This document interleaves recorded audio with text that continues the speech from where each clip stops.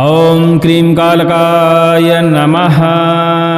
सभी लोगों को जय श्री राम, जय हनुमान जी महाराज की। आज हम एक बंगाली भाषी शाबर मंत्र है जिसका विधि विधान अपने इस वीडियो में बताने वाले हैं। बंगाली भाषी जो मंत्र होते हैं बड़े ही तीक्ष्ण होते हैं और तुरंत ही प्रभाव दिखाने वाले मंत्र होते हैं। इन मंत्रों का सिद्ध विधि विधान भी थोड़ा सा आसान होता है और आज हम माता कालिका का बंगाली शाबर मंत्र है जो उसका विधि विधान आपको बताने वाले हैं। शत्रु के द्वारा, तांत्रिक के द्वारा किसी भी तरह का जादू टोना किया गया हो, प्रेत बाधा भेजी गई हो, तंत्र क्रिया करी गई हो या तमाम प्रकार के टोना टोटका, मारण मूठ, वशीकरण, उच्चाटन या किसी प्रकार का माया जाल लगाया गया हो, इस मंत्र के प्रभाव से वो सभी प्रकार के माया जाल टूट जाते हैं। भूत प्रेत बाधाएं तुरंत ही दूर हो जाती हैं। इस मंत्र का आप झाड़ा के रूप में भी प्रयोग कर सकते हैं। जब भी आपको आवश्यकता लगती है इस मंत्र का मात्र आपको एक बार पाठन करना होता है, थोड़ा सा होम लगाने के बाद माता कालिका का,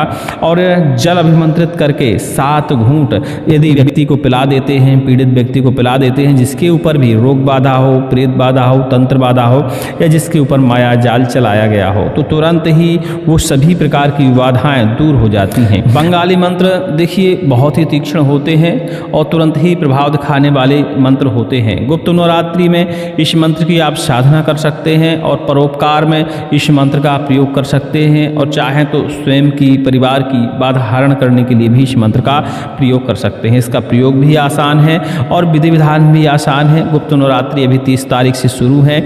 इसी बीच में आप इस मंत्र का जापन करके, हवन करके इस मंत्र को सिद्ध कर सकते हैं। किसी भी मंत्र में यदि हमें सिद्धि चाहिए होती है, उसकी ऊर्जा को हमें जगाना होता है, तो उसका अनगिनत हमें जाप करना पड़ता है और जो भी हम जाप करें उसका दशांश हमको हवन करना पड़ता है पूर्ण श्रद्धा और विश्वास के साथ। तो मंत्र हमारे सिद्ध हो जाते हैं और बहुत जल्दी ही प्रभावशील हो जाते हैं। इसी प्रकार इस मंत्र का भी विधि विधान है। ग्रहण काल में, गुप्त नवरात्रि में, नवरात्रि में, दीपावली में, ठिठोनी एकादशी में, होली में, ऐसे समय में आप इस मंत्र की साधना कर सकते हैं। गुप्त नवरात्रि में इस मंत्र को सिद्ध करने के लिए माता काली का चित्र स्थापित कर लीजिए। वैसे भी गुप्त नवरात्रि है तो आपके यहाँ पहले से ही देवी का आसन विराजमान होगा।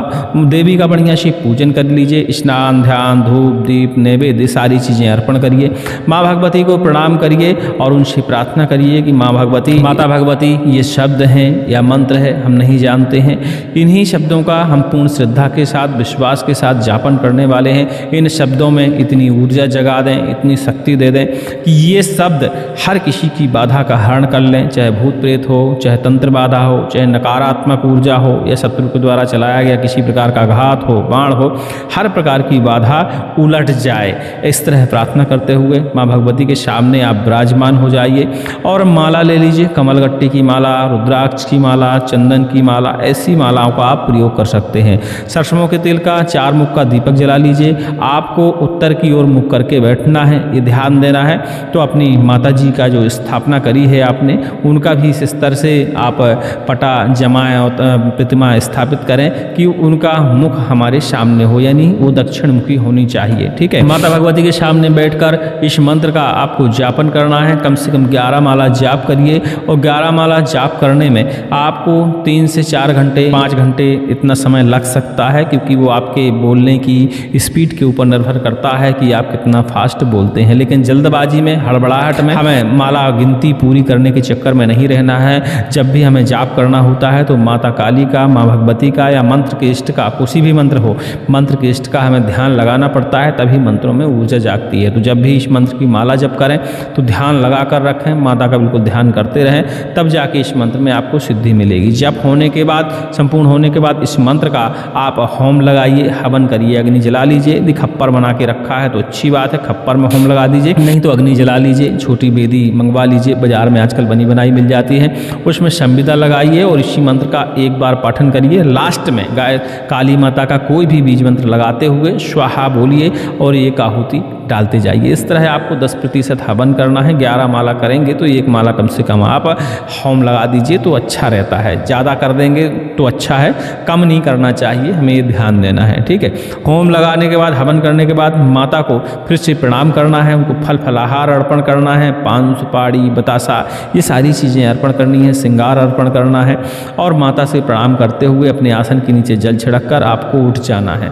बस इतना ही इस मंत्र का विधान है। चाहे तो इस मंत्र की साधना करने के बाद आप माता को अलग से, जैसे दशमी आती है या दशमी के बाद भी आप माता को फल फलाहार प्रसाद और मदिरा वगैरह अर्पण कर सकते हैं, ठीक है। लेकिन नवरात्रि के बीच में मदिरा का इस्तेमाल आपको नहीं करना है। दशमी के बाद आप मदिरा का प्रसाद भी माता को अर्पण कर सकते हैं, ठीक है। तो क्या है कि माता इस मंत्र के प्रभाव से बहुत जल्दी ही आपकी बाधा का हरण करती हैं। जब भी आप को भय लगे, कोई समस्या लगे या किसी ने बाधा चला दी हो, एकांत में कई बार भय की हमें संभावना होती है, ऐसे समय में भी इस मंत्र का हम प्रयोग कर सकते हैं। तुरंत ही यह मंत्र प्रभाव दिखाता है। मंत्र से जल विमंत्रित करिए, जल से आप चारों तरफ छिड़काव कर दीजिए। यदि किसी के ऊपर भूत प्रेत बाधा है, तंत्र बाधा है, नकारात्मक ऊर्जा है, टोना टोटका है, तो जल से ही आप झाड़ा लगाएंगे तो ज़्यादा प्रभावशील होता है। जल से ही छींटा लगाइए और कम से कम 7 घूंट जल पिलाइए। ऐसा करने से तुरंत ही बाधाएं शरीर से बाहर निकल जाती हैं। बंगाली मंत्र बड़े ही दुर्लभ होते हैं लेकिन बहुत ही प्रभावशील होते हैं। इन मंत्रों का जब आप प्रयोग करेंगे तो तुरंत ही आपको इसका प्रभाव और शक्ति का एहसास होगा। इस मंत्र का हमने श्रवण भी अपने मुख्य चैनल पर उपलब्ध कराया है, जिसका लिंक हमारे डिस्क्रिप्शन में सबसे ऊपर पड़ा हुआ है। इस मंत्र को यदि आप लगातार श्रवण करते हैं, शरीर में यदि किसी प्रकार की नकारात्मक ऊर्जा है, प्रेत बाधा है, शत्रु के द्वारा किसी प्रकार का घात आपके ऊपर भेजा गया है, तो यह मंत्र श्रवण करने मात्र से झाड़ा लगाने लगता है और आपके शरीर से बुरी शक्तियां बाहर निकलने लगती हैं। लेकिन श्रवण करने से 2 से 10% ही लाभ होता है।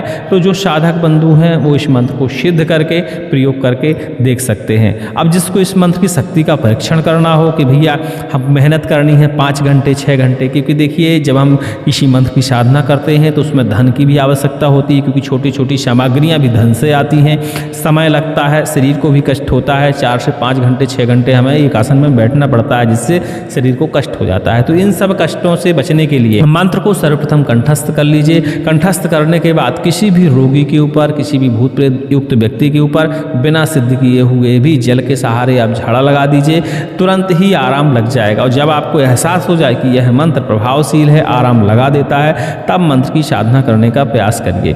इसके अलावा मंत्र श्रवण करके भी आप पता लगा सकते हैं कि मंत्र हमारे लिए कितने % एक्टिव है। जब हम किसी मंत्र को ध्यान लगाकर श्रवण करते हैं तो शरीर में लक्षण भी उभर के आते हैं, जिससे शरीर के कांटे खड़े हो जाना, शरीर के रोए खड़े हो जाना, गुस्सा आना, उल्टी लगना, रोने का मन करना, ये तमाम प्रकार के कोई भी लक्षण हो सकता है। यदि हम शरीर में किसी प्रकार का रोग है, किसी प्रकार की बाधा है, तो उसमें आराम महसूस तुरंत ही हो जाना। ऐसे लक्षण जब उभर के आते हैं तो आपको समझना चाहिए कि यह मंत्र मेरे लिए भी प्रभावशील है, इस मंत्र की हम साधना कर सकते हैं। जरूरी नहीं है कि रोगी व्यक्ति हो तो वो ही मंत्र सुने, स्वस्थ व्यक्ति भी इस मंत्र को सुनकर इसकी शक्ति का अनुभव कर सकता है, क्योंकि स्वस्थ व्यक्ति के शरीर में भी इसी प्रकार के लक्षण आते हैं। मतलब कुछ न कुछ शरीर में परिवर्तन नजर आता है, जिससे आपको पता लग जाता है कि मंत्र हमारे लिए प्रभावशील है। उसके बाद मंत्र की साधना करिए, माँ भगवती से प्रार्थना करिए और मंत्र से परोपकार करिए। देखिए मंत्र से जितना ज़्यादा आप परोपकार करेंगे, जितना लोगों का भला करेंगे, उतनी ही ज़्यादा मंत्र में शक्ति बढ़ती है। और कुछ लोग ऐसे होते हैं जो धन कमाने हेतु मंत्रों का उपयोग करते हैं।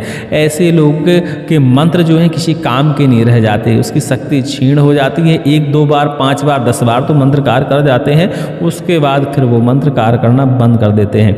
इसलिए कहा गया है मंत्र तंत्र हमेशा परोपकार में इस्तेमाल करने चाहिए। धन कमाने हेतु कभी भी इनका उपयोग नहीं करना चाहिए। धन कमाने हेतु जब इनका उपयोग करते हैं तो कुछ सालों बाद ये मंत्र हमें स्वयं को कष्ट देने लगते हैं। तो कभी भी इन मंत्रों के सहारे हमें धन अर्जित करने का प्रयास नहीं करना चाहिए, ठीक है। उम्मीद करते हैं हमारी सारी बात को आप समझ गए होंगे। मंत्र एक बार श्रवण करेंगे, अधिक जानकारी के लिए टेलीग्राम में आप संपर्क कर लेंगे। गुप्त नवरात्रि इन मंत्रों के लिए विशेष होती है, तो गुप्त नवरात्रि में 1 दिन का समय लगेगा। किसी भी दिन इस मंत्र की आप साधना करिए और इस मंत्र का प्रयोग करिए। मंत्र ध्यान से सुनेंगे, लगातार श्रवण करने के लिए डिस्क्रिप्शन में लिंक है, लिंक विजिट करके लंबा श्रवण आप कर सकते हैं।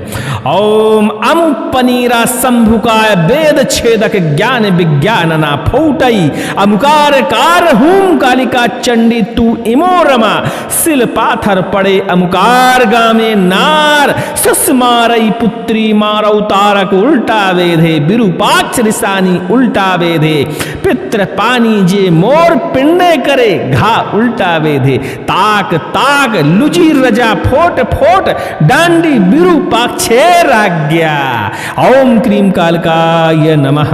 एक बार और श्रवण कर लेंगे। ओम अमुपनीरा शंभुकाय वेद छेदक ज्ञान विज्ञानना फूटई अमुकार कार होम कालिका चंडी तू इमो रमा सिल पाथर पड़े अमुकार गामे नार शश मारई पुत्री मारऊ तारक उल्टा वेधे विरूपाक्ष ऋषानी उल्टा वेधे पित्र पानी जे मोर पिंडे करे घा उल्टा वेधे ताक ताक लुजी रजा फोट फोट डांडी विरूपाक्षे राज्ञा।